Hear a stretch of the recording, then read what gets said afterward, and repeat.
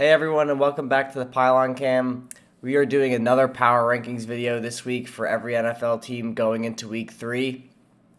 We got a lot to get through. I've looked at a bunch of power rankings out on the internet, whether on Instagram or on YouTube or on television, and I am seeing a ton of overreactions. And one thing that I've always tried to keep in mind when I make my own personal power rankings is overreactions, because I think overreactions are the biggest factors in getting clicks, getting likes, is by getting people to see their favorite team move to a spot either higher or lower than they are, because if they move higher or if they move lower, you're going to generate a reaction. But for me, I always wanted to keep my content, my material as accurate as I possibly can make it, because I'm more concerned about being right than getting clicks and stuff, because that's kind of the reason why I started this channel, why I started doing these podcasts and these videos, because I just thought it was a fun way to put my own takes and my own personal observations that I enjoy thinking through and processing as the NFL season goes through the regular season, the preseason, and the offseason. But with all that being said, let's go ahead and go through the power rankings for week 3. If this is your first time watching a Pylon Cam power ranking video, just want to give a quick rundown of what the colors mean. Red means the team moves backwards, green means the team moved forward, and white means they haven't moved at all. But let's go through it. Coming in at number 30, ranked 32, previously ranked 32, we have the New York Jets. The New York Jets, I just don't believe in the New York Jets. I have not believed in the New York Jets. I do not believe in Zach Wilson, and it kind of was put on display this week against the Patriots. Zach Wilson and the Jets had a pretty decent outing against the Panthers week 1. They put up, I think, 14 points and came up with a loss to a pretty young Panthers defense, a young Panthers team. But this week, all of their errors were really put on display. The biggest factor with the Jets as to why I think that they're not going to win games is they cannot run the ball. They had, I think, 45 rushing yards week 1. I don't know exactly how many they had week 2, but they got blown out by the Patriots. They had Zach Wilson threw 4 interceptions, 3 of which came in the first half. This is a team that just, the stats you see if you are just checking box scores and stuff like that, you're just seeing the garbage time. You're just seeing the stats collected in garbage time. Zach Wilson has had under 100 yards going into the third quarter the past 2 weeks, and it's in the midway through the third quarter into the fourth where he gets like 100 plus yards for no reason. So I'm out on the Jets. I've never been out on the Jets. They're taking steps in the right direction. I think they got the wrong quarterback. I've been pretty adamant about that this entire draft process. Zach Wilson was my lowest ranked quarterback out of the Big Five. But with all that being said, I think they're moving in the right direction as a team. If you're a Jets fan, fingers crossed for you guys that Zach Wilson can turn around and is the real deal and does deserve the second overall pick. Coming in at rank 31, previously ranked 31 with Jacksonville Jaguars. I've said it before, and I still do believe it until he proves me wrong. I think Urban Meyer is the worst coach in the NFL, and I think that he's actually kind of holding this team back. He is doing a cultural change in Jacksonville, and that's usually tends to weed out a lot of players, a lot of veteran players. Either they want to be invested in the culture or they want to get out of it. That's why you're seeing a lot of reports of players saying Urban Meyer is off his rocker or he's losing the locker room. Like, this is going to happen when you take a franchise and change the entire culture of it. This Jaguars team is super young. I think it's one of the youngest teams in the NFL besides the Jets. They have the youngest offensive line, rookie quarterback and first overall pick Trevor Lawrence, and they have James Robinson as running back, 21 years old, I think. Laviska Shenault, DJ Chark, all these young guys. This team is a complete work in process. I think that whether it's under the Urban Meyer regime or not, this team will be in the playoffs. Like, if you include this season, 3 seasons. So 2021, 2022, 2023. I think they're that talented. They just need to get the right people on the bus, as we say on this channel, is get the right people on the bus and get the wrong people off the bus and put the people on the bus in the right seats. That's the biggest thing. The Jaguars seem to have the right offensive personnel. It's just a matter of Is Urban Meyer a good enough coach? Do they need to move off of him in the coming years? I think by year 2 we'll know, because this team is super talented, and you would hope to see someone who's as talented as Trevor Lawrence start to take those steps. And if he doesn't take those steps, when you have a quarterback of that caliber, that prospect, that can't miss of a prospect, if he's not growing, you kind of got to point the finger at the coach until the quarterback gives you reason to show that, hey, he's just not that good, which I don't think is the case for Trevor Lawrence. The kid is just a winner. Coming in at rank 30, previously ranked 29, the Detroit Lions. The Detroit Lions, under the Dan Campbell regime, look scrappy. They look like very scrappy. They're very in your face. They kind of are exactly how Dan Campbell said they were going to be, but they're still not a good football team. Everybody roots for them. We all want the Lions to win. Like, why not? The Lions don't hurt anybody. They probably don't beat your favorite team, especially if you're an NFC North fan. Like, there's no reason to not like the Lions. I just don't believe in Jared Goff. I think Jared Goff is one of the most overrated quarterbacks, if you could even say that. And I'm saying he's overrated because I don't think he's a quarterback that's going to win you big games. He's not a quarterback who's going to win from behind. His most impressive win was the game he had 2 years ago against the Chiefs on Monday night. That was the most impressive game Jared Goff has ever played. He outdueled Patrick Mahomes. And then since that moment, he's never been that quarterback ever again. Now if he's behind, he just crumbles, just falls apart. I mean, look at the Rams team without Jared Goff versus with Jared Goff. They look so much more dynamic on offense. They could take the top off of defenses, which they haven't been able to do since Jared Goff has been there. But the Lions, they kept up with the Packers for 2 quarters, and then Jared Goff pooped the bed. Coming in at rank 29, previously ranked 30, the Atlanta Falcons. I put them over the Lions because, one, I don't think it matters, as in, like, these two teams are definitely interchangeable, but I do believe more in a deteriorating Matt Ryan than I do Jared Goff. And I think the Atlanta offense has way more firepower than the Detroit Lions do. I think, and they have a better coaching staff than the Dan Campbell regime. So these two teams are pretty interchangeable. Not much to say about either. Falcons aren't going to win a lot of games. The Lions aren't going to win a lot of games. Nothing to say there. The Houston Texans, previously ranked 27th. I moved them down a spot because Tyrod Taylor was keeping this team afloat. He was playing some of the best football he's ever played in his career, and now he's on a week-to-week basis as of today. So for that reason, you have Davis Mills, rookie third-round quarterback coming in. We don't know what he could do. He was a pretty good prospect, just has a ton of injury issues, and injury concern. But this, I don't know if Tyrod Taylor was playing the best football of his career, and Tyrod Taylor has been in the league for a very long time. I don't think Davis Mills is going to be able to keep up with the teams like Tyrod Taylor has been. So for those reasons, I'm moving the Texans down. Coming in at rank 27, previously ranked 23, I have the New York Giants. This is a team that I expect to move up. A lot of people, I had them coming into this season ranked 17 because I think that of all the teams in the NFC East, the Giants have the most upside, being they're the most well-balanced team. At least I thought they were. Their defense has taken a monster step back, previously finishing 2020 ranked 9, the ranked 9 overall defense, and they've taken a huge step back. Granted, like I said in the beginning of this video, I take matchups into one of the biggest factors I take into moving people up and down on the power ranking system. The Giants have played a top 3 secondary in the Denver Broncos, and they played previously number 2 overall defense in Washington football, which isn't as good, but still top 10 at least.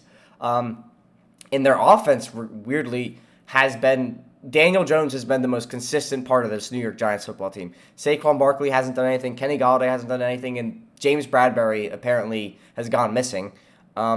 So until they can get this figured out, they play the Atlanta Falcons this week. I think they're going to win that game. I'm not going to probably move them too crazy high up unless they shut out the Falcons and drop like 45 on them.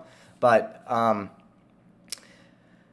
I think this Giants team will work its way back up to where I previously had them at rank 17 over the next few weeks. Coming in at rank 26, previously ranked 26, I have Washington football team.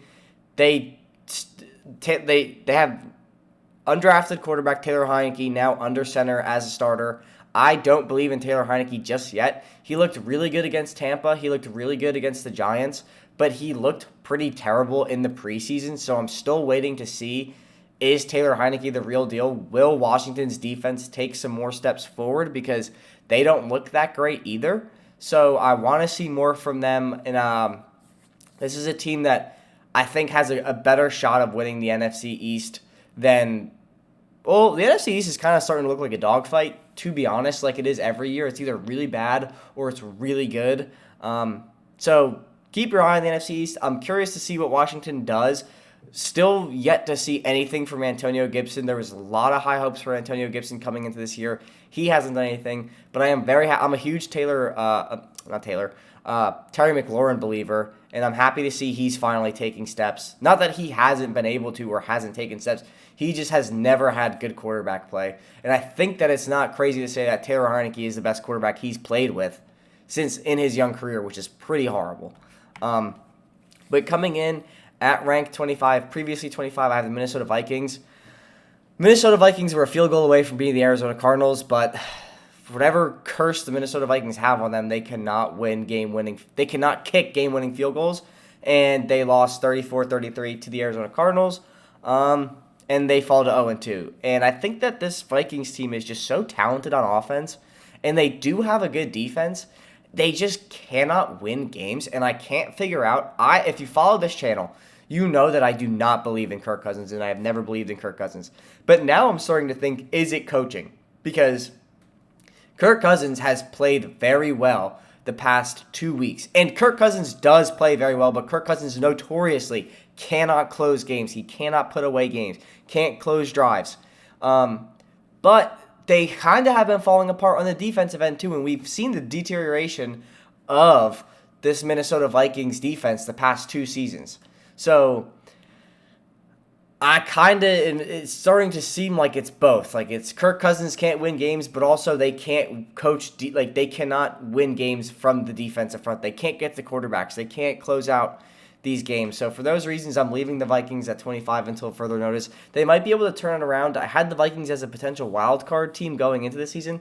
At 0-2, I don't think that that's going to happen because you have the emergence of some other NFC teams that look like they could be 10-win teams, especially the ones that are off to a 2-0 start. So for those reasons, I'm kind of pumping the brakes in the Vikings.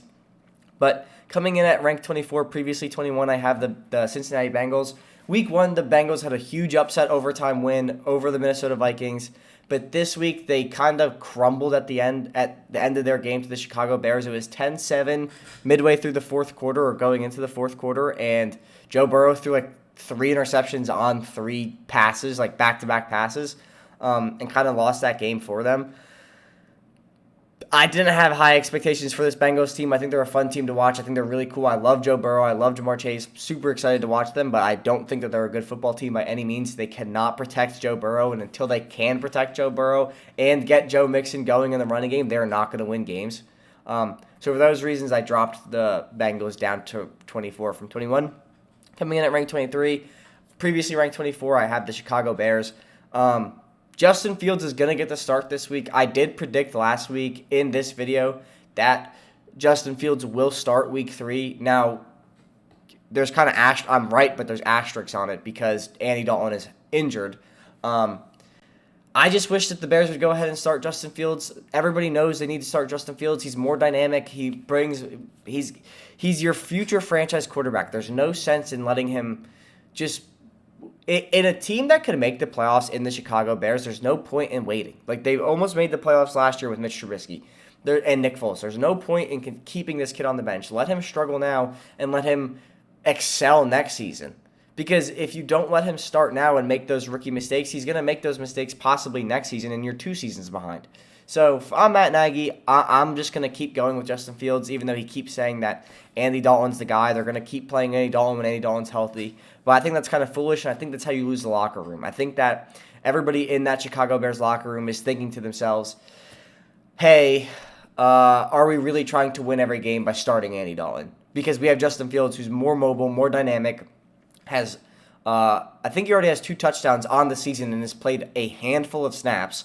Are we really trying to win every game? because people are out here playing for, like, the linemen, they are one snap away from getting their leg stepped on wrong and their leg gets snapped in half. So for the linemen, they're the people you got to win over in the locker room and convince them that you're trying to win every game and you care about their career.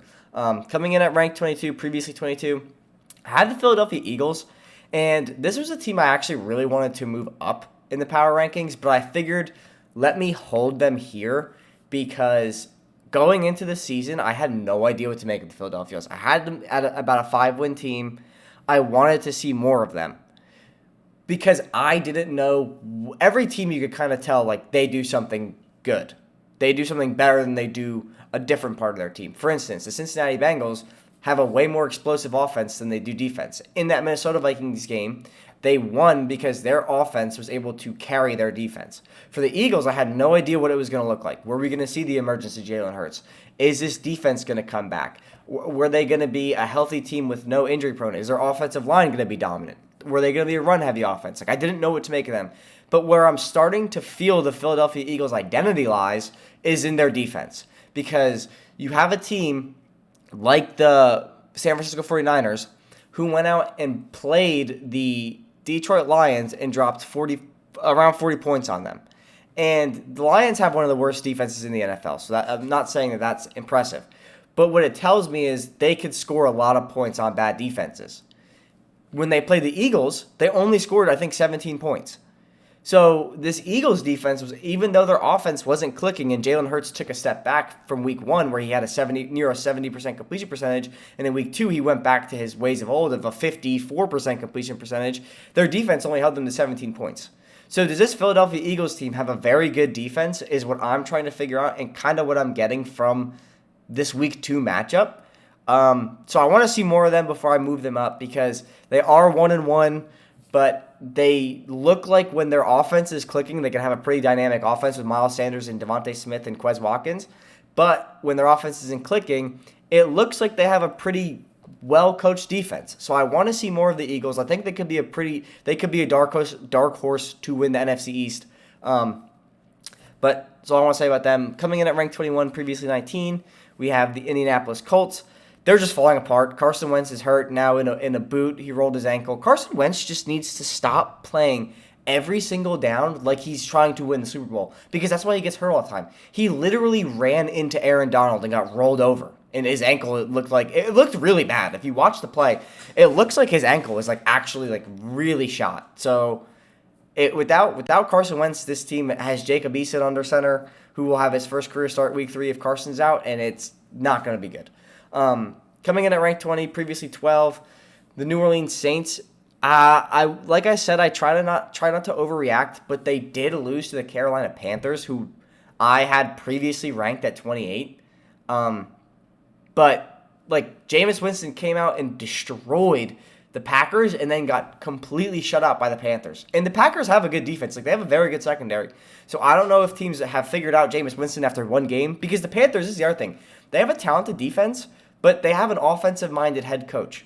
So the Saints are now back to, I have no idea what they are, because Marquez Callaway isn't playing well. The receivers weren't playing well. They don't know how to use Alvin Kamara anymore, apparently, which is one of the predictions I had for Alvin Kamara, that Jameis Winston is not going to hit him on as many checkdowns as Drew Brees did, which is why I kind of avoided Alvin Kamara in fantasy leagues, but I'm not talking about that.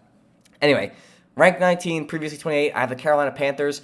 This is a defense that I predicted would be top 5 in 2 years, and they look like they're already top 10 now.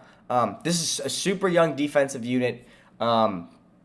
They're all growing together. They have a bunch of young pieces. They drafted J.C. Horn in the first round. He was their first overall selection for the Carolina Panthers. This is a team that Sam Darnold looks really good. He is throwing 300 yards per game. He has a quarterback rating of about 100. He looks great. McCaffrey looks great. Terrace Marshall, their rookie second-round pick, looks great. Panthers have had a great draft. Their offensive line looks like it's holding up better than expected, and their defense looks like it's coming along faster than expected. So for those reasons, keep an eye on the Carolina Panthers. They did beat the Jets and now this Saints team, but the Saints victory is more impressive to me because of what they did to the Packers week 1. So for that reason, I'm trying not to overreact to the Panthers, which is, I moved them up 10 spots, but to go from 28 to 19, these are all pretty bad teams. So it's not the craziest league. Coming in at rank 18, previously 11, I have the Miami Dolphins. The reason why I have the Miami Dolphins this low compared to last week is because the Dolphins were supposed to be a very good defensive team. That's their thing. They have a defensive coach in Brian Flores. They have a great defense. But when you play the Bills, a divisional rival, and I understand Tua got hurt, so I'm not pegging them too hard based off of their offensive performance.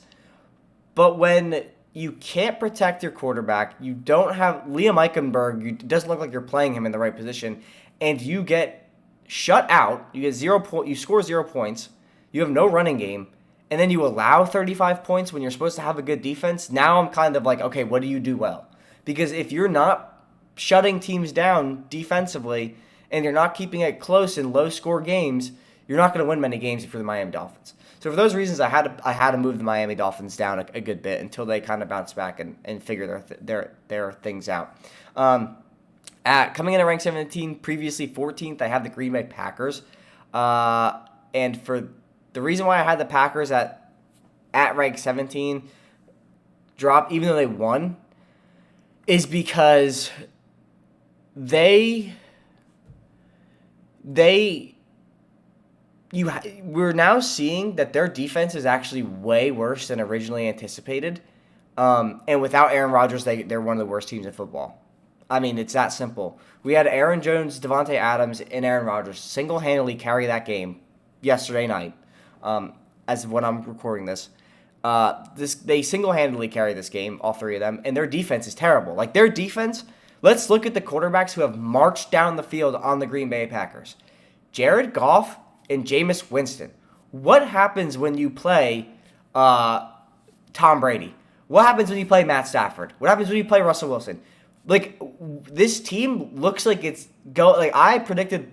If you have been following this channel from the beginning, I have predicted that the Packers are going to become a very mediocre team after this season. And it might come earlier because the Packers are going to do what they do is beat up on bad teams and then get beat by good teams in pretty exposing fashion. Because they can't stop a run, and they just look like their secondary stinks besides Jair Alexander.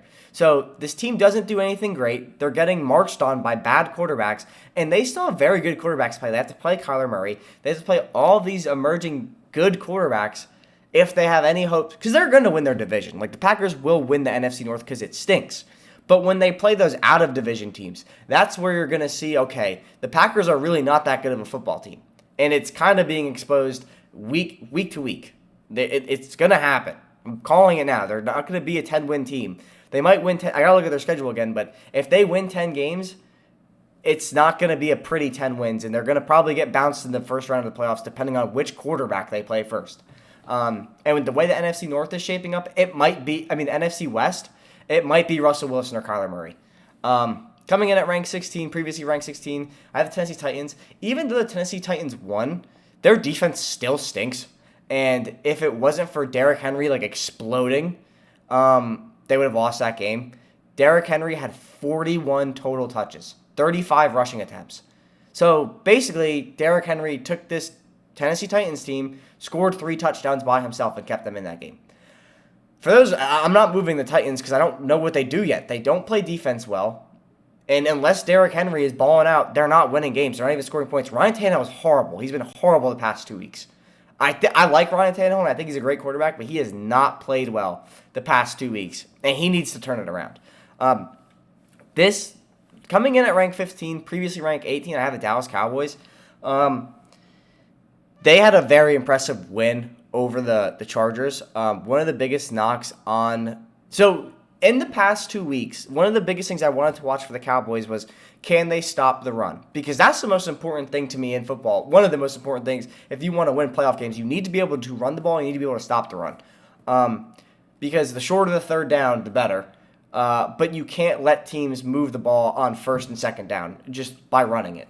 The Cowboys have been producing takeaways, but the Chargers, in my opinion, they don't have a great rushing attack. Austin Eckler is a great fantasy football running back, but he's not really a running back. He's more of a a worse Alvin Kamara, in my opinion. He's a running back who's going to catch the ball out of the flat and get a chunk of yards that way. He's not go up the gut and get those short yards. That's why you're seeing Larry Roundtree's role increase. But he's just a rookie. He's a 7th or 6th round rookie. I forgot off the top of my head. But why this was impressive was they were able to outduel Justin Herbert and that offense because of Kellen Moore, or whoever their offensive coordinator's name is. I don't know if I pronounced his name right, but he, to me, why the Cowboys are becoming a better team, in my opinion, and I did not have the Cowboys pegged as a good team. I had them as like a 9-win team and losing the NFC East. They have the most creative offense in the entire NFL, and it's not even close. Because why it's so scary is they have already a more talented offense than whatever team they're playing. But when you add that next level, when you take that offense to the next level and you add more elements to it, like the creativity, pre-snap motion, delayed routes, misdirection, that's when you start to become a better team and you could make up for your defense. This was the first game that the Cowboys won scoring under 30 points in a very long time. So, job well done to the Cowboys. Mike McCarthy almost blew it. I have been preaching Mike McCarthy as one of the biggest frauds in the entire NFL. This is a Dak-led team. Dak played like crap, but they got the win, so happy for them. Coming in at rank 14, previously ranked 20, the Las Vegas Raiders. I love the Raiders, but I hate John Gruden, and I say this every week. I am giving the Raiders their respect because they have earned it. But I promise you, John Gruden will blow this. This team will not make the playoffs. They have had 2 very impressive wins. I don't know which one is more impressive, either the Ravens or the Steelers, but 2 very impressive wins. I'm not going to knock that. Derek Carr is playing at an MVP level. I'm super excited for Henry Ruggs because he was one of my big sleepers going into this season. But John Gruden will blow this for that team. I promise you. But until that happens, I have to give them the respect, and I moved the Raiders up to rank 14 for that reason. Coming in at rank 13, previously ranked 15, I have the New England Patriots. The New England Patriots are a team that should be 2-0. They lost to the Miami Dolphins week 1 because of I think Ramondre Stevenson fumbled, and I know Damian Harris had the game-losing fumble at the very end, in the middle of the fourth quarter, which gave Miami the ball back. So the Patriots should be 2-0. They're running a very boring offense. Doesn't matter. It's working. Their defense is great. They look fantastic. They're super well coached. Their defense looks better than ever. They have a great defensive front now with the additions of Christian Barmore and all these new guys, and you have the return of Deontay Hightower. So they look great. Coming in at rank 12, previously ranked 10, Pittsburgh Steelers. I had to move the Pittsburgh Steelers down because they lost to the Las Vegas Raiders at the end of the game. And I think that Big Ben is just like falling apart. And I was reading a report today that he has a pec injury. So that's something to watch if you're a Steelers fan because you might have Dwayne Haskins under center. And I will say, though, from what I saw from Dwayne Haskins in preseason, he looked a lot better than he did ever played in Washington. Now, it could be because he was playing second, third string guys, but he looked more confident. He looked like he was making better reads.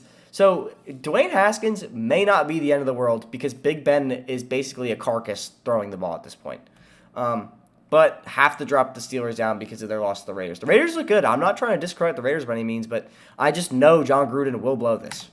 Coming in at rank 11, previously ranked 17, the Denver Broncos. Now, this could be a team where I'm overreacting, but why I'm trusting my eyes over anything else is I think the Broncos have the best secondary in football from what I've watched. And you could be saying, well, they've played the Jaguars and the Giants. But to each team's credit, the Jaguars do push the ball down the field pretty well. And Urban Meyer wants Trevor Lawrence to fail because this is a growing season. So he wants him to learn what works and doesn't work. And they were able to put up 30 points in their first game or close to it. And Daniel Jones is playing the best football of his life. Like if you just... I'm not saying Daniel Jones is a top 10 quarterback, but if you look at the stats from week 1 and 2, Daniel Jones statistically is playing as the 9th best quarterback on football. And the Broncos were able to keep that Giants offense to 13 points, and I forget how many off the top of my head they were able to keep the Jaguars to. So for those reasons, the Broncos are very good at shutting down the passing game, and Teddy Bridgewater looks flawless. Like he's not doing anything spectacular, but he's doing what he's creating for himself, and he's making the smart read. And why they picked Teddy Bridgewater over Drew Lock is because he's not going to turn the ball over. So those reasons, moving the Broncos up. I want to see them beat someone good. I want to see them beat a better team. I think the Giants are probably the best 0-2 team in the NFL, but I want to see them beat someone who looks really good. Coming in at rank 10, previously ranked 9, I have the San Francisco 49ers. Again, kind of like we touched on this team when we talked about the Eagles, but I want to see them continue to put up more points, and I want to know what happened to Brandon Ayuk. Plus, they are falling apart at the running back position. Trey Sermon has a concussion. Raheem Mostert's out for the season. You have Elijah Mitchell. I need to see more from them. I need to see this offense take a step against a better team. They play the Packers this week. Now, like I said, I don't think the Packers have a good defense anymore, but if they could score, like the Packers are a good coach team, if they can run the score up on the Packers, that'll be impressive to me. Coming in at rank 9, previously ranked 6, the Los Angeles Chargers. Justin Herbert, previously no picks in the red zone, threw 2 interceptions against Dallas. Have to drop them for that reason. The Chargers really need to see more from Austin Eckler. They need to see more from Larry Roundtree. And they need to put up more points. I kind of gave them a pass for not putting up points against Washington because Washington's a great defense. But we just saw the Giants drop 29 on Washington, and Tampa dropped 30 on Dallas. Los Angeles only dropped 14 on Dallas. So need to see more from this offense that's supposed to be super high powered. Need to see more from it. And I'm hot on the Chargers. They're still in my top 10. Want to see more from them. Coming in at rank 8, previously ranked 8, I have the Seattle Seahawks. It was an impressive, even though they lost to the Titans, they win that game if Derrick Henry doesn't put the team on his back, like literally put everybody on the field on his back and run to the end zone 3 times. So I'm leaving Seattle at 8 because I know that no matter who they play on a week to week, they will finish around 8 and be a wild card team or win the division. So I'm not moving them. I'm not flinching on Seattle. They're going to be good. They are good. They will continue to be good. Tyler Lockett is playing out of his mind. Russell Wilson's playing out of his mind. This is a team to watch at the back half of the season after Thanksgiving because that's when they fall apart. Either Russell Wilson just is the front-runner MVP vote every single year in the beginning or the end of the season and then just stops playing well. So not worried about Seattle. They're going to be good. At rank 7, previously ranked 7, I have the Arizona Cardinals. This is a team where I have said this every time I talk about them. They might have the most talented roster in football, at least the top 5 most talented roster. But Cliff Kingsbury is going to lose them games. He's not going to outcoach someone. And he would have gotten outcoached by the Vikings if they kick a field goal. Cliff Kingsbury is my top 2 fraud in the NFL. He's one of the worst head coaches in the NFL. And if you're a Cardinals fan, you know this. Because there's no way, if you watch a Cardinals team, those games should even be close. Kyler Murray just threw for 400 yards, and you guys almost lost the game. Tom Brady throws for 400 yards, they're not losing that game. Dak Prescott throws for 400 yards, well, that's a bad example. But you get my point. Anybody else who throws for 400 yards, they're winning a game. Kyler Murray is playing the best football of his career, and they almost lost to the Vikings because Cliff Kingsbury cannot coach defense. He has never been able to coach defense. And you could say this defense isn't that good, but when your offense is putting up 30-plus points regularly, and it looks like it's going to continue to put up 30-plus points regularly, and you have the best wide receiver in football in DeAndre Hopkins, you should be winning it. You should be beating the Minnesota Vikings by a lot. They just got beat by the Cincinnati Bengals, and everybody here knows the Cardinals are a way better team than the Cincinnati Bengals. Like, it's not even close. Coming in at rank 6, previously 13, Baltimore Ravens. This could be an underreaction, but here's why I think I have them in the right spot, just outside the top 5. Upsets in sports happen. And the most impressive thing to me about this Ravens win is they are the most injured team in football right now, and they beat, most would say, the best team in football besides the Tampa Bay Buccaneers. On a gutsy 4th down call. Like that was great coaching by John Harbaugh, and that was determination to win by the Baltimore Ravens. So I'm not knocking that win. That was probably the most impressive win in football of the 2021 season so far. but I want them to continue it because that was insane. They are a team that will they are the most dominant running team in football, and they will chew the clock away and beat you on the ground. They don't need to throw the ball. Lamar Jackson had 2 picks, and they still won that game and beat Patrick Mahomes. And the most impressive part was they did it from behind. A running team playing from behind usually doesn't win games. That's why the Browns, if they fall behind, usually do not win games, because when the ball comes into Baker Mayfield's hands, he chokes every single time. So for those reasons, I'm keeping them at 6, but I'm keeping my eye on them because if they could keep winning, the Ravens could be like a top 3 team, because that was one of the most impressive wins in football, and I'm not going to take away from it. Coming in at rank 5, previously ranked 4, I have the Cleveland Browns. They might have lost that game to Tyrod Taylor and the Texans if Tyrod Taylor didn't get hurt. Because I'm curious to see if that game down to Baker Mayfield, would he have beat the Texans? We just saw him lose from behind. He blew a lead against the Chiefs, and then the ball was in his hands in the fourth quarter, and he threw a pick. He threw another pick against the Texans and dislocated his shoulder. I have preached this from the high heavens for every video I've done and every video I've talked about the Texans. I mean, the Browns. This is the most talented roster in football. It's not even close. They have no weakness except Baker Mayfield. Baker Mayfield is playing for a contract extension. If I am Kevin Stefanski and this front office, and I am just assessing Baker Mayfield off the first 2 weeks, I'm not paying him after this year. I'm not doing it, because this team, you put Matt Stafford on it, they're going to the Super Bowl. You put any of these quarterbacks that play for any of the teams above the Browns on this screen, the Tampa Bay Buccaneers, Rams, Bills, or Chiefs, they are going to the Super Bowl. The Browns have a better roster than the Bills and the Rams. They do. And maybe the Chiefs, because they are better at stopping the run than the Chiefs. But Baker Mayfield holds this team back. He 100% does. He is not a good quarterback. He is surrounded by talent, and every time he needs to do something, he chokes.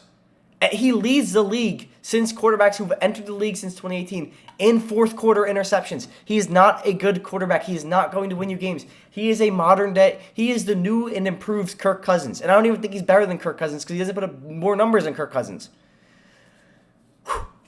Coming in at rank 4, previously ranked 2, I have the Kansas City Chiefs. Need to stop the run. Like they did play the team that is the best running game in the entire NFL. But if they want to beat Tom Brady and the Bucs, if they want to beat the Browns, they need to. Well, they did beat the Browns, but if they want to beat the Ravens come playoffs, they need to stop the run. Because the Ravens made Patrick Mahomes a spectator in that game. They completely kept him off the field just by chewing the clock. That can't happen. They need to stop the run. And they need, the Ravens also, most impressively, kept Tyreek Hill to 17 yards. So that can't happen if they want to make the playoffs. Or if they want to win the Super Bowl. Coming in at rank 3, previously ranked 5, the Buffalo Bills. Josh Allen had a great bounce back game, scored 35 points. Zach Moss had 2 touchdowns. They need to run the ball better, because Devin Singletary and Zach Moss scored 2 touchdowns on 12 yards, and Devin Singletary played well, but need to do more. They need to get. They're one of my favorite candidates to go out and get Josh Jacobs in 2022 when the season's over, if they don't win the Super Bowl. Coming in at rank 2, previously ranked 3, the Los Angeles Rams. Matt Stafford struggled. I think that was his worst game as a Ram, and they still won pretty dominantly. So not worried about the Rams. They just keep getting better. Nothing to worry about them. They're previously ranked 3. And then coming in at rank 1, previously ranked 1, Tom Brady and the Tampa Bay Buccaneers. Their defense looks worse, but Tom Brady looks like he's playing the best football ever, and that guy just time can't catch him. So knock on wood. But, yep, Tampa Bay staying at number 1 until they give me a reason to move them, because I think that everybody, the Cowboys played the best game of their season so far, maybe the best game they will play all season, and they didn't beat the Bucs. The Atlanta bounced back, scored points. They had 2 pick sixes. So I don't see any weakness to this Buccaneers team. They really need to figure out their running back situation, because if they had a great running back, different story. But anyways, that's going to do it for the Week 3 Power Rankings. Thank you for watching. Thank you for tuning into the channel. We do try to put out content every day. More to come this week. We have our NFL coverage podcast comes out on Thursday. We dropped our fantasy football podcast yesterday because this will be coming out on Wednesday. And we are also going to be dropping our pick'ems for this week. And if you want, we are trying to keep track of me versus the fans. So we will be putting polls out on Twitter and Instagram for you guys to vote of your favorite teams to win for this week. And we will be releasing a start, sit, sell video this Thursday before the Thursday night game. So with all that being said, thanks for watching. Tune in next week. And we'll catch you in the next video. Peace.